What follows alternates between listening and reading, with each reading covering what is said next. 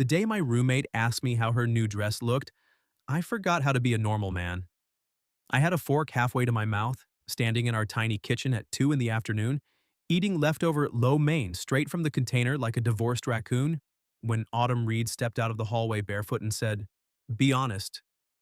I looked up, and then I just stopped. The dress was navy blue, simple at first glance, the kind of thing that didn't beg for attention because it already knew it had it. Thin straps, soft fabric, a slit that appeared when she moved and vanished when she stood still. Her hair was pinned up messily, a few curls loose at her neck, and she had one hand on the wall like she wasn't sure if she wanted approval or a fight. Autumn was my roommate. That was the rule I repeated to myself like a prayer and a warning. Roommate, not girlfriend, not almost. Not the woman whose laugh I'd started recognizing from 2 rooms away like it belonged to me. I'm Miles Carter, 25, freelance web designer, occasional overthinker, full-time idiot when faced with a beautiful woman in my kitchen asking for honesty. Autumn was 24, a junior events coordinator at a downtown hotel, and she had lived across the hall from me for 9 months. Technically, we shared a lease. Emotionally, we shared a very dangerous amount of eye contact. "Well?" she asked. I still hadn't answered. Her mouth twitched. "Oh," she said softly. "That bad?" "No," I said too fast. "Not bad. Convincing. It's good." "Good? Really good." Her eyebrow lifted. "You stare at the toaster longer than that when it burns one bagel." I set the fork down because apparently I couldn't be trusted with utensils. "I'm trying to choose words that won't get me evicted." Autumn's smile grew slow and wicked. Then she turned once, not like a model, more like a woman testing her own courage, and the dress followed her body in a way that made the apartment feel smaller. "Want a better look?" she asked. If you've ever had your whole life divide into before and after a sentence, then you know what happened to me. I forgot about the lo mein. I forgot about my deadline. I forgot that we had a rent agreement, a chore chart, and a mutual understanding that neither of us would make the apartment weird. Because the apartment had been weird for months. It started small. Autumn stealing my hoodies during movie nights and pretending she thought they were communal property. Me learning how she liked her coffee, 1 sugar, too much cream. Don't judge me, Miles, life is hard. Her leaving sticky notes on my laptop that said things like, "Your plants are begging for death and me again. Your basil has passed away. Please notify next of kin." I knew she hated elevators, but took them anyway because stairs made her late. I knew she sang under her breath when she cooked, usually the wrong lyrics with total confidence. I knew she had a scar on her left thumb from trying to open a bottle of wine with a steak knife in college, which she described as a character-building evening. And I knew I was getting attached. That was the problem. I'd moved into that apartment after my last relationship ended with my ex telling me I was easy to live with but hard to reach. I hated how accurate that was. I was good at paying bills, fixing loose cabinet handles, remembering trash day. I was less good at telling someone they mattered before they got tired of guessing. Autumn was the opposite of guesswork. She filled rooms. She asked direct questions. She noticed everything, especially when I was lying, so when she stood in front of me in that dress, smirking like she had just caught me committing a felony with my eyes, I did what any emotionally mature adult man would do. I looked at the refrigerator. She laughed. "Miles." "What?" "My face is up here." "I know where your face is." "Do you?" "Unfortunately, yes." "Unfortunately?" "I mean, fortunately." I rubbed the back of my neck. "See, this is why men used to write letters, more editing." She stepped closer. Not much. Just enough that I could smell her perfume. Something warm, vanilla maybe, mixed with the clean scent of her shampoo. Her shoulder brushed the edge of the counter. The sunlight from the kitchen window caught the tiny gold chain at her collarbone. "Relax," she said. "I'm not setting a trap." That sounds exactly like something a trap would say. Her eyes softened, and for a second the teasing fell away. "I have that hotel gala tonight," she said. "The one my boss keeps calling career shaping, which is corporate for wear uncomfortable shoes and pretend rich people are fascinating." "I remember. Of course you do." She smiled like that pleased her more than it should have. I need to look like I belong there. You do. The answer came out before I could make it casual. Autumn blinked. I didn't look away this time. You do, I said again, quieter. You always do, even when you think you're faking it. Something changed in her expression then. Not dramatic. Not movie music dramatic. Just a small stillness, like my words had landed somewhere she didn't let many people touch. She glanced down, smoothing a hand over the fabric at her waist. I wasn't asking for a motivational poster, Carter. I charge extra for those. Her laugh came back, but it was softer now. Then she turned slightly and pointed over her shoulder. The zipper's catching. That's what I meant by better look. Oh, disappointed. No, I said, lying so badly even the dead basil could have judged me. Autumn bit her lip to hide a smile and moved in front of me, turning her back. The zipper sat between her shoulder blades, stuck halfway up. There was a tiny fold of fabric caught in the teeth. Nothing scandalous. Nothing that should have made my pulse behave like I'd sprinted up 6 flights of stairs. But standing that close to her, close enough to see the faint freckles on the back of her neck, close enough to hear her breath catch when my fingers brushed the zipper, I realized the problem wasn't the dress. The problem was that I wanted the right to be careful with her. Not as a roommate doing a favor. As a man who had been pretending for months that the warmest part of his day wasn't hearing her key turn in the lock. Hold still, I said. I am. You're swaying. I am breathing. Stop doing it dramatically. She laughed under her breath, and the sound moved through me like trouble. I freed the fabric gently and pulled the zipper up the rest of the way. My knuckles grazed her skin once, barely, but she went quiet. So did I. For a long second, neither of us moved. Then Autumn looked back over her shoulder. The smirk was gone. Thank you, she said. You're welcome. Her eyes searched mine like she was deciding whether to say something dangerous. The apartment suddenly seemed to hold its breath. Then her phone buzzed on the counter. She looked at the screen, and whatever softness had been there drained from her face. I saw the name before she turned it over. Vanessa Cole, her boss. Autumn didn't answer. She just stared at the phone like it had insulted her. What happened? I asked. She swallowed, then gave me a smile that didn't reach her eyes. Tiny problem. With the gala? With my entire professional reputation, possibly. She picked up the phone, read the message again, then let out a laugh that sounded one step from panic. Vanessa just told everyone I'm bringing my boyfriend tonight. I waited. Autumn looked at me. And there it was again, that spark, that challenge, that impossible little dare. I don't have a boyfriend, she said. But I do have a roommate who apparently thinks I look really good in this dress. My heart kicked once, hard.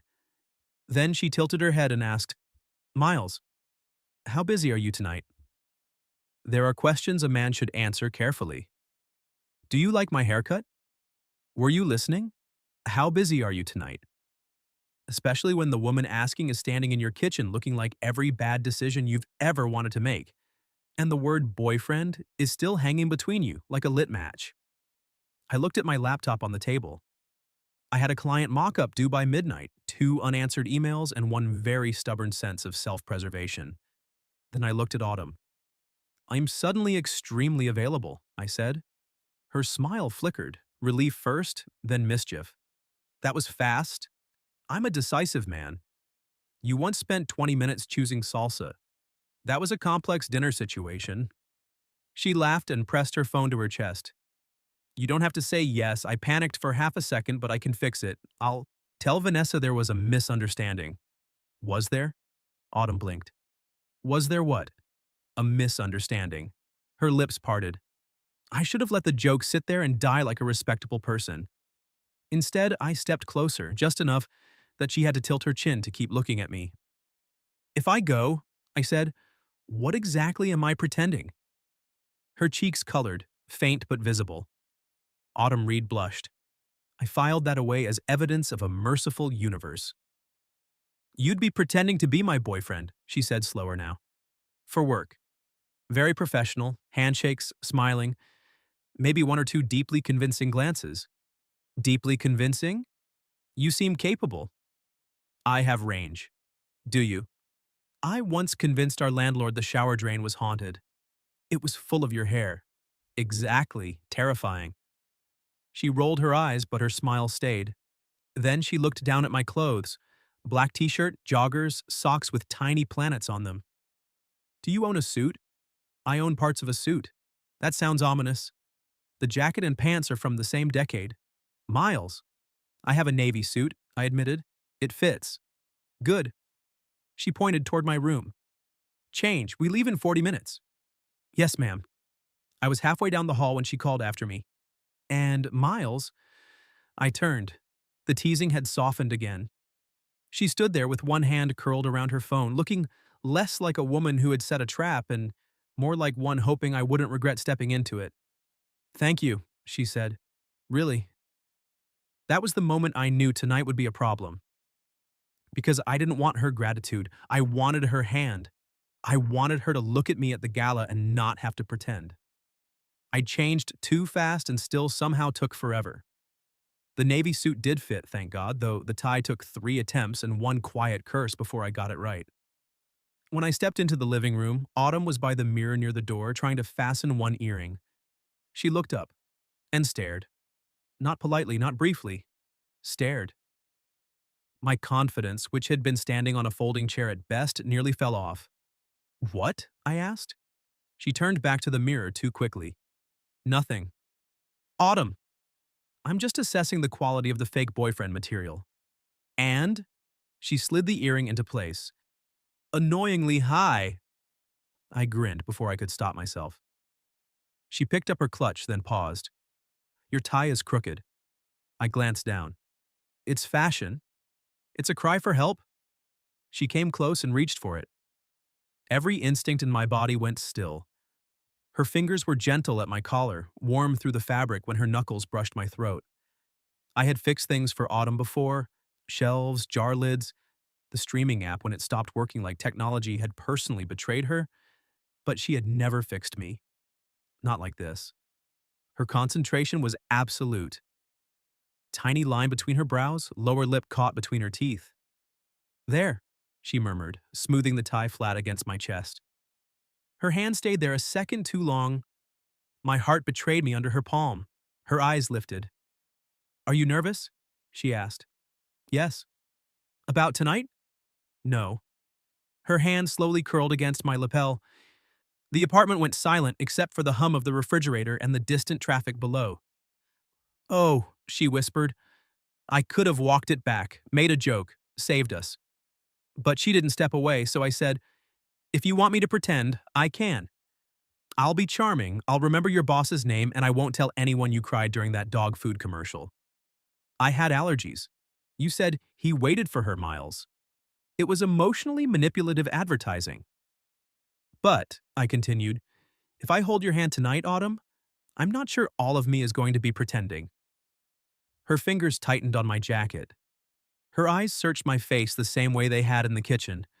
But this time there was no phone buzzing, no interruption, no escape disguised as an errand. You say things like that, she said quietly, and then you make coffee like we're just roommates. My chest ached. I didn't know if you wanted me to be anything else. She gave a tiny, disbelieving laugh. You really don't notice, do you? Notice what? That I steal your hoodies because they smell like you. Her face flushed deeper, but she kept going, brave and direct because she was Autumn. That I ask you to taste every sauce I make even when it's fine. That I watch terrible movies with you even though your commentary is basically a hostage situation. My commentary is insightful. It is constant. Both can be true. She smiled, but her eyes were bright. I notice when you come home. I notice when you don't. I notice when you're tired and pretending not to be. So, no, Miles, if you hold my hand tonight, I don't think I'll be pretending either. For one stunned second, I couldn't speak.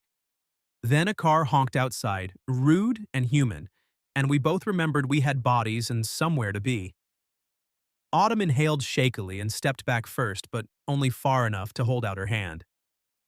Come on, fake boyfriend, she said. Let's go make poor choices in public. I took her hand. Her fingers slid between mine like they'd been meaning to do it for months. The ride to the hotel was 14 minutes. I know because I spent every one of them aware of her knee brushing mine in the back of the car, her hand still in my hand, her thumb occasionally moving over my knuckles like she was testing whether I was real. The hotel was all glass and gold light, with valet attendants, tall floral arrangements, and people who looked like they owned multiple opinions about wine. At the entrance, Autumn stopped. Her grip tightened. "Hey," I said, "look at me."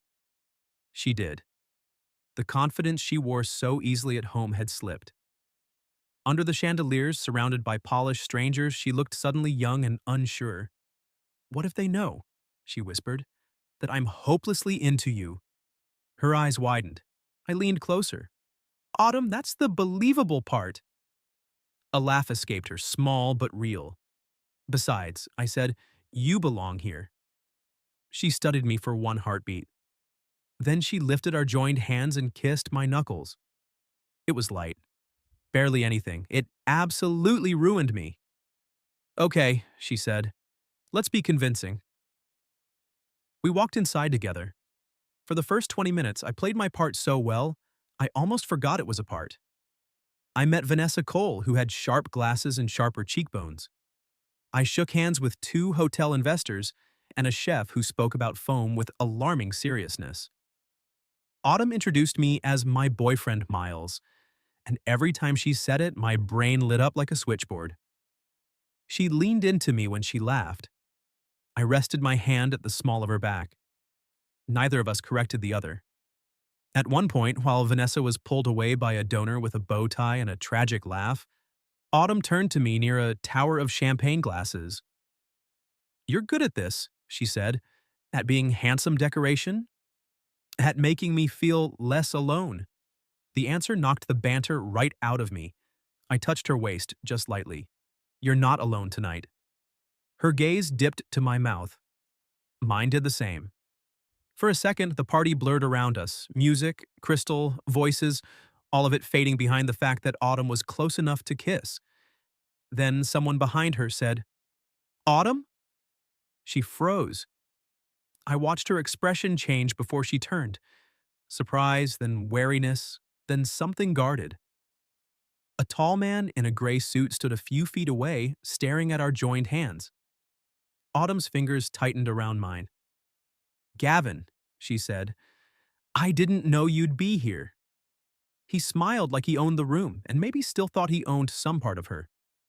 "Neither did I," he said. "And who's this?"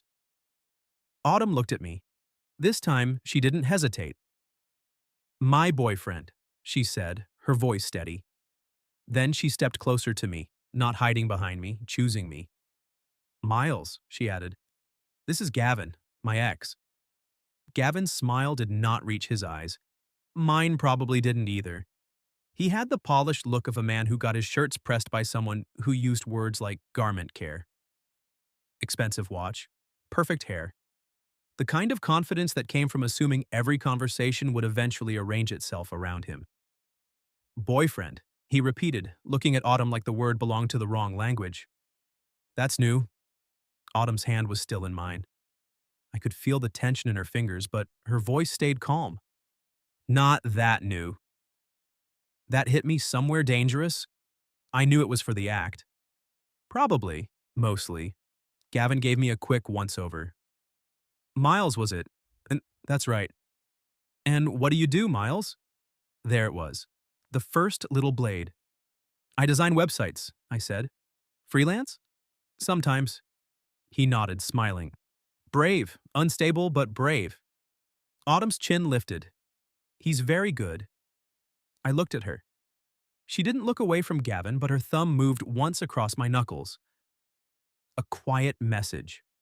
"I've got you." Something warm and reckless opened in my chest. Gavin chuckled. "Still defending people before they ask, Autumn? Still mistaking cruelty for charm, Gavin?" His smile thinned. I almost laughed. Not because it was funny, because there she was. My Autumn. Barefoot in our kitchen or dressed like midnight under chandeliers. She was still the woman who would look a man directly in the eye and hand him his own teeth in a gift bag. Gavin shifted his attention back to me. So, how did you two meet? We live together, Autumn said. His eyebrows lifted. Convenient. Her hand tightened. I stepped closer, not in front of her, not shielding her, just beside her. Chosen position, equal ground. Very, I said. I get to see her steal my hoodies in real time. Autumn's mouth twitched. Gavin glanced between us. Roommates, then. Among other things, Autumn said. My brain shorted out briefly. Gavin noticed. His expression sharpened, as if he had found a loose thread. Well, he said, lifting his glass. Good for you. I always wondered if you'd settle for simple after me. Autumn went still. The urge to say something ugly rose fast, but before I could, Autumn turned toward me completely. She slipped her free hand up my chest, her palm warm over my tie, exactly where she'd felt my heartbeat earlier. Then she smiled. Not at Gavin. At me. Simple? She murmured. No. Her eyes held mine, bright and deliberate. Steady? She said. Kind. Funny when he isn't trying too hard. Infuriatingly observant. The first person I want to tell when something good happens. The room faded. Gavin faded. Everything faded except her hand on my chest and the way she was looking at me like she'd forgotten the performance had an audience. And, she added softer, he makes coffee the way I like it. I swallowed. That last one is obviously my best quality. Obviously. Gavin cleared his throat. Autumn blinked, like she'd remembered him. Anyway, enjoy the gala. Then she turned and walked away with me, her hand still tucked in mine. We made it 20 feet before she exhaled hard. Was that okay? She asked. I stared at her. Was what okay? That, I might have oversold it. Autumn. What? If that was overselling, I may need to sit down. Her cheeks pinked. Don't make it weird. It's already weird. We crossed weird back at, among other things. Oh, God. She covered her face with one hand. I said that out loud. You did. I panicked. You flirted. I multitask. I laughed and she lowered her hand, smiling despite herself. But underneath it, I could still see the little tremor Gavin had left behind. Come with me, I said. Where? Somewhere with less decorative shrubbery and fewer men named Gavin. That got me a real laugh.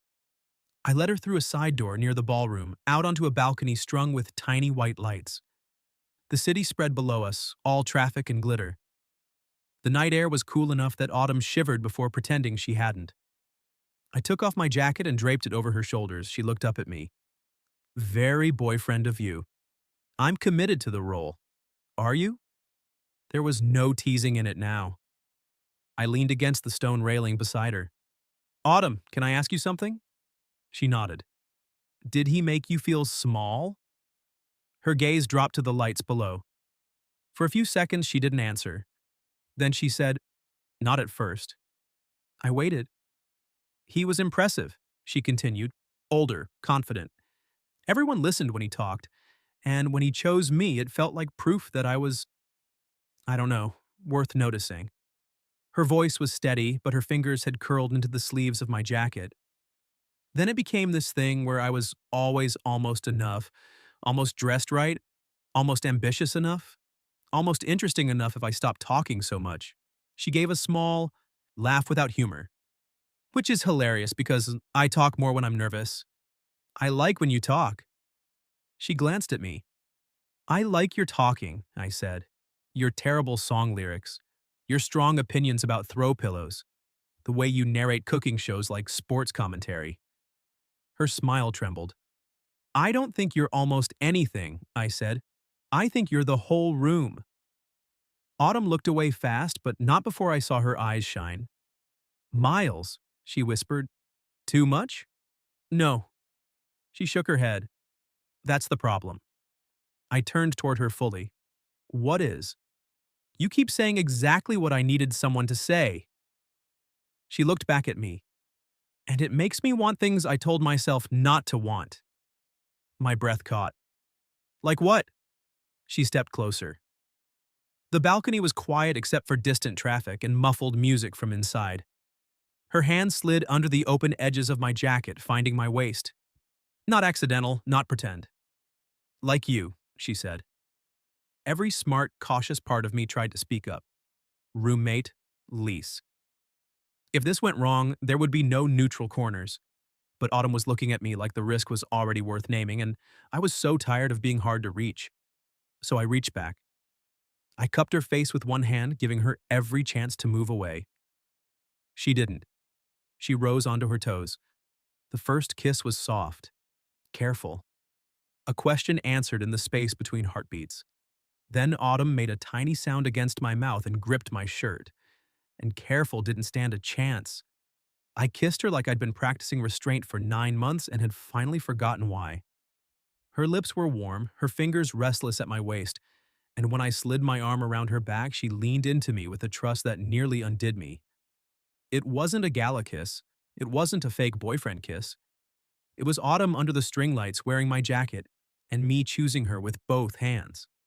When we broke apart, she stayed close, forehead nearly touching mine.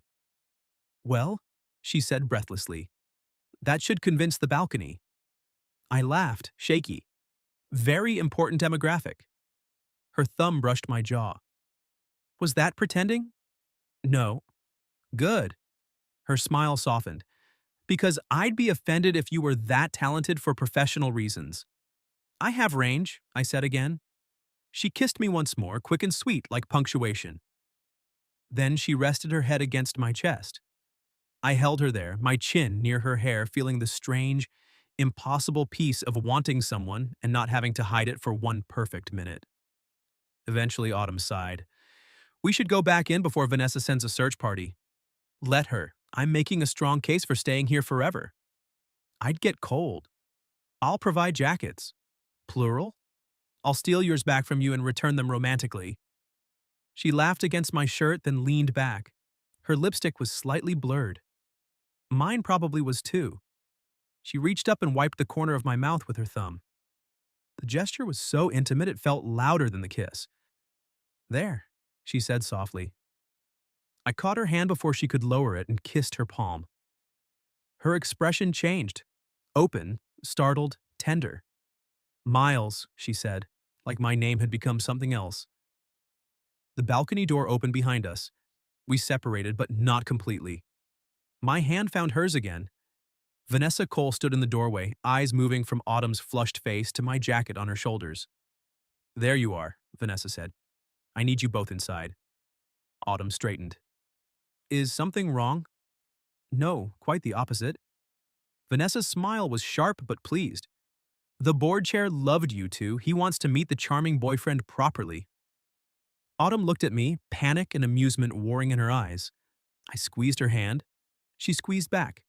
And this time, when she smiled at me, there was no pretending at all. The charming boyfriend turned out to be a silver-haired man named Malcolm Price, who had the posture of a retired general and the handshake of someone testing for weakness. Autumn introduced me with a smile that looked confident to everyone else. I knew better. Her fingers were tucked into the bend of my elbow, and every few seconds her thumb tapped once against my sleeve. A nervous little rhythm. I covered her hand with mine. She stilled, then leaned into my side. Malcolm noticed. Of course he did. Men like Malcolm noticed everything and pretended it was casual. So, he said, you're the young man Autumn's been hiding. Autumn made a small choking sound. I smiled. I like to think of myself as a well-kept secret. Vanessa laughed too loudly. Malcolm's eyes sharpened with amusement. And what do you think of our Autumn? Our Autumn. I felt her tense. I could have given him the safe answer, talented, professional, hardworking, all true, none enough. I think, I said, turning slightly toward her, she sees details other people miss. She knows when someone needs help before they ask. She can make a room feel warmer just by walking into it. I paused. And she works harder than anyone realizes, mostly because she makes it look easy. Autumn looked up at me. Her expression was impossible to read for half a second, and then it wasn't. It was soft, unprotected. The kind of look that made a man forget he was standing under a chandelier in front of her boss and a board chair. Malcolm hummed. That's quite an endorsement. She earned it, I said. Autumn's hand tightened on my arm. Vanessa, who had been observing us with the intensity of a hawk in designer glasses, suddenly smiled. Autumn coordinated most of tonight's donor experience herself. I assisted, Autumn said quickly. You led, Vanessa corrected. That stunned her enough that she went quiet. Malcolm nodded once. It shows. For the next 10 minutes, Autumn talked about linen choices, guest flow, donor seating, contingency plans for the rain that never came. Her voice steadied as she spoke. Her shoulders lowered. Her hands moved when she got excited, painting the air with ideas. I had seen her like that at our kitchen table, surrounded by sticky notes and cold coffee, muttering about centerpieces like they were a war strategy. But watching other people see her? That did something to me. Pride, maybe. No, more than that. I wanted to be the man beside her when she realized she was as brilliant as I already knew she was. When Malcolm was finally pulled away, Autumn let out a breath and turned to me. Was I talking too much? No. You hesitated. I was deciding whether to say no or absolutely not. She narrowed her eyes. You're getting smooth. I kissed you on a balcony. I'm evolving. Her blush was instant and beautiful. Keep your voice down, she hissed, glancing around. What, about the balcony where you kissed me back with considerable enthusiasm? Miles. There were witnesses, several potted plants. She pressed her lips together, fighting a smile. You are impossible. You like impossible. Her eyes flicked to my mouth. Apparently. That single word nearly ruined my ability to stand upright. A slow song began, spilling from the ballroom speakers, something old and romantic enough to make the whole room dim around the edges. Autumn looked toward the dance floor, then away. I held out my hand. She stared at it. You dance? Parts of me understand the concept. That is not reassuring. I'll keep you safe from rhythm. Her laugh came out warm, unguarded. Fine, one dance. But if you step on my foot, I'm telling everyone we're cousins. Romantic. I'm a problem solver. She placed her hand in mine. On the dance floor, I pulled her in carefully, my hand finding her waist. Her hand settled on my shoulder, and for one strange second we both got shy about touching each other, as if we hadn't been kissing 20 minutes ago. Then she moved closer, close enough that her dress brushed my legs, close enough that my palm warmed against her back. Hi, she said softly. I smiled. Hi. We swayed more than danced. Neither of us cared. Autumn's gaze dropped to my tie. I meant what I said earlier. About my commentary being a hostage situation? Unfortunately, yes, but not that. Her fingers played lightly with my lapel. About noticing you. My chest tightened. I noticed that you turn the hallway light on when I work late, she said. And that you leave the last dumpling even though you think I don't see. And that when I get overwhelmed, you don't ask a million questions. You just sit near me until I can breathe again. I swallowed. I never knew if that helped. It helped. Her voice was barely above the music. You help. The room blurred a little. I had spent so long thinking love had to arrive loudly, with certainty and speeches and obvious signs. But maybe sometimes it arrived as shared takeout, crooked ties, a hallway light left on. Maybe sometimes it lived across the hall for 9 months before either person was brave enough to open the door. Autumn looked up at me. What are you thinking? That I don't want tonight to end at the apartment door. Her breath caught. I don't mean... I stopped, trying not to trip over my own sincerity. I mean, I don't want us to go home and pretend this was just champagne and fake dating and adrenaline. Her hand slid from my shoulder to the back of my neck. Miles, she said, I wore this dress hoping you'd look. I forgot the dance. She smiled, nervous but honest. Not just for the gala, for you. I stood in that hallway for 5 full minutes calling myself ridiculous. And then I walked into the kitchen because I wanted you to see me. You asked if I wanted a better look. I panicked and became bold. You should panic more often. Her laugh trembled. I don't want to pretend either. So I kissed her. Not on the balcony, not hidden away, right there on the edge of the dance floor. Gentle and brief and completely clear. Her fingers tightened at my neck, and when I pulled back, she followed for half a second like she hadn't given me permission to stop. Around us, no one gasped. The ceiling didn't collapse. The world simply continued, rudely unaware that mine had changed shape. Autumn touched her forehead to my chin. That was a relationship step. Was it? Public kissing? Definitely at least step 4. What were steps 1 through 3? Staring, zipper, balcony? I feel our process is unconventional. I feel our process is efficient. I laughed into her hair and held her closer. For the rest of the song, she stayed in my arms. No act, no performance. Just us. Later, after dessert plates appeared and donors drifted toward coffee, Autumn and I found a quiet corner near a wall of windows. She had reclaimed my jacket, wearing it over her dress like it belonged there. Vanessa passed by and gave Autumn a small nod that made her eyes go wide. Did you see that? She whispered. I did. That was approval, from Vanessa. That's like seeing a comet. You earned the comet. Autumn beamed, then seemed to catch herself being happy and turned shy. Tonight went better than I expected. I'm choosing to take full credit. You may take partial credit. How generous. She leaned against my side. You were perfect. I looked down at her. Dangerous word. Accurate word. Before I could answer, Gavin appeared again at the edge of our corner, holding a glass he didn't seem to be drinking. His eyes landed on my jacket around Autumn's shoulders, then on her hand resting against mine. There you are, he said. Autumn, can we talk? Her smile faded. I waited for her cue. Autumn straightened, but she didn't let go of my hand. If it's about work, you can email me. It's personal. Then no. Something like surprise crossed his face. You don't even want to hear what I have to say? She was quiet for one breath.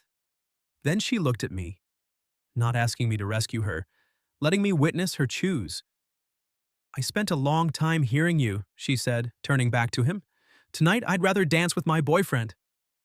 The word landed differently now, not borrowed, not fake. Mine. Gavin's jaw tightened. You're making a mistake. Autumn smiled, small and certain. Maybe, but it's mine. Then she tugged my hand. I followed her back toward the music, heart pounding harder than it had all night.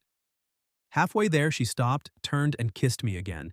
Quick, fierce, almost laughing against my mouth. What was that for? I asked.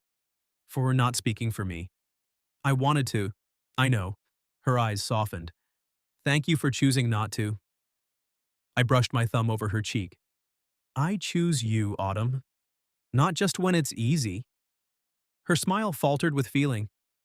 The music shifted into something slower. She stepped into my arms like she belonged there. And just before her head came to rest against my chest, she whispered, Then come home with me as my real boyfriend. My heart stopped, then started again, entirely hers. We left the gala before midnight, not because anything went wrong, but because everything had gone too right. Autumn held my hand all the way through the lobby. In the car, she sat close enough that her shoulder pressed into mine, my jacket still around her, her thumb tracing slow circles over my palm. Neither of us said much. There are silences that feel empty. This one felt full of all the things waiting for us at home. When we reached our apartment, Autumn unlocked the door, stepped inside, then stopped so suddenly I nearly walked into her. What? I asked. She looked around our living room, the crooked lamp, the blanket half fallen off the couch, my abandoned, lo-mein container still on the counter like evidence of the man I had been before the dress. Then she turned to me. This is weird, she said. My stomach dropped. Bad weird? No. She smiled, nervous and beautiful. Just, this morning, this was our apartment. And now? Her gaze softened. Now I walked in with my boyfriend. The word hit me with the same force as it had on the dance floor. I set her clutch on the table. Say it again. Her smile widened. Boyfriend. Again. Miles. I like the other one. She laughed and I caught her by the waist, pulling her close. She came willingly, hands sliding up my chest. My boyfriend, she whispered. I kissed her before she could make me ask a fourth time.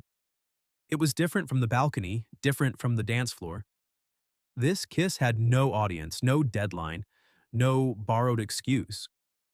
It was slow and certain, her back against the front door, my hands careful at her waist, her fingers in my hair like she had been waiting to do that for months.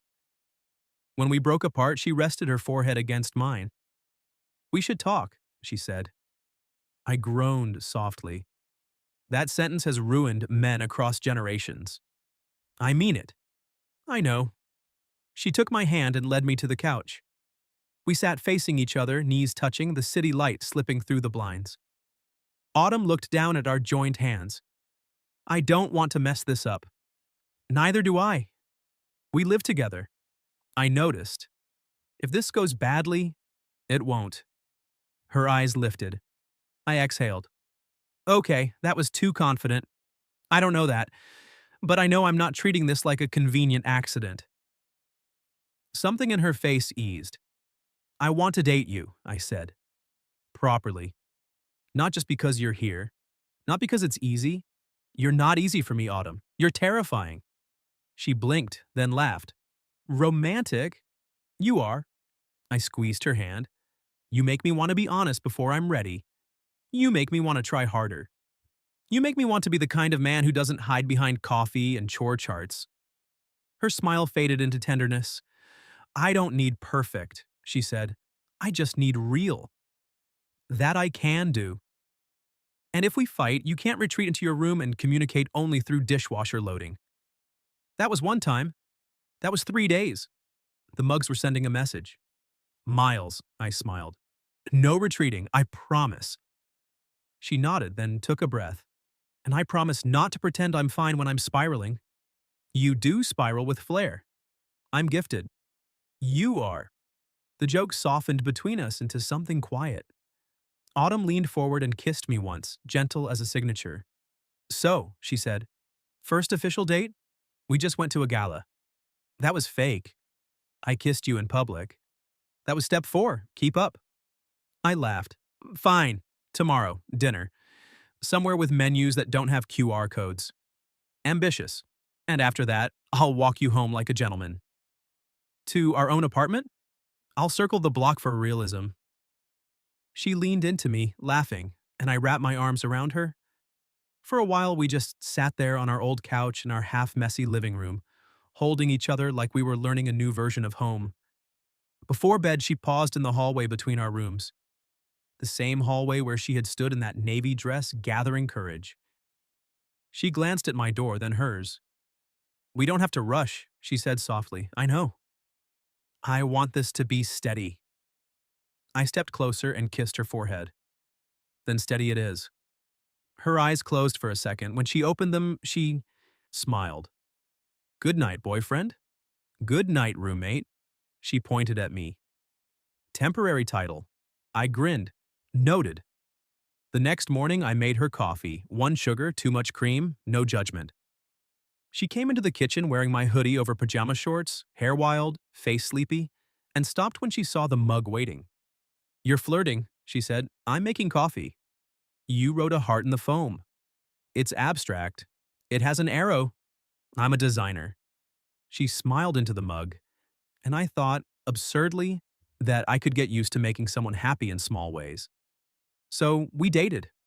Really dated. I took her to the tiny Italian place she loved but always claimed was too much for a random Tuesday.